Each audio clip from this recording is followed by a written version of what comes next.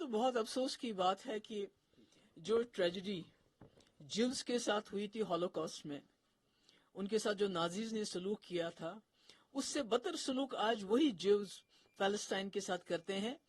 उस वक्त gas chamber इस्तेमाल होते थे, आज बॉम्ब्स इस्तेमाल किए जाते हैं, अस्पतालों के ऊपर बॉम्ब गिराए जाते हैं, बच्चे, औरतें, बूढ़े, जवान, सबको कत्ल किया जाता है। It's like a genocide.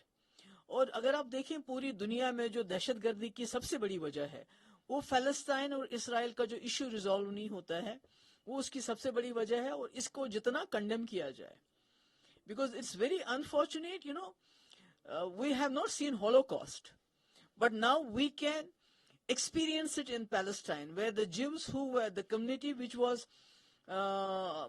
which became the victim of Nazis at that point of time. Today, the same community is committing atrocities, human rights violations, the most cruel crimes against Palestine people. And I believe that, half of the terrorism that we see around the world who go on killing innocent people is because the Palestine and Israel issue is not resolved. और मैं उम्मीद करती हूँ कि जो दुनिया अभी तमाशा बन के देख रही है, जिसमें अमेरिका है, बाकी वेस्टर्न कंट्रीज हैं और अरब की कंट्रीज भी, जो ये दावा करते हैं कि हम जो है बहुत ही मुसलमानों का हमारा ख्याल है, हालांकि पैलेस्टाइन मुस्लिम इशू नहीं है, it's not a Muslim issue. In Palestine you have Christians, you have Jews living there.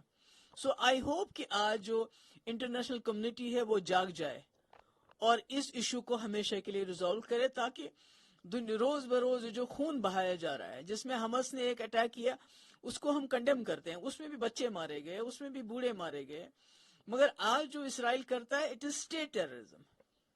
तो इसको जितना भी कंडेम किया जाए वो कम है, और at the same time the issue has to be resolved now. As you rightly said that the international community is watching like spectators. So what is the reason that international community is not talking about this and taking the confidence United Nations do something for this issue? They are not doing anything.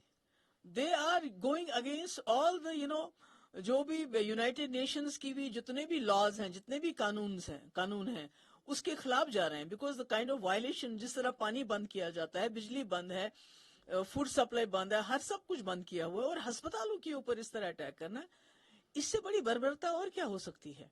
मुझे तो अफसोस ये है कि जिन Jews ने खुद देखा Holocaust में, जो उनके साथ सलूक हुआ, गैस चैम्बर में डाल के उनको मार दिया जाता था, आज वही ज्यूज की कम्युनिटी फलस्तीन के साथ उससे भी बदतर सलूक कर रही है. तो ये Pakistani Rangers did a ceasefire violation, which results to BSF Jawan seriously injured in diaspora side. It's very unfortunate, the ceasefire was holding on very nicely, but what has happened is very unfortunate. It should not happen. Yes, thank you very much.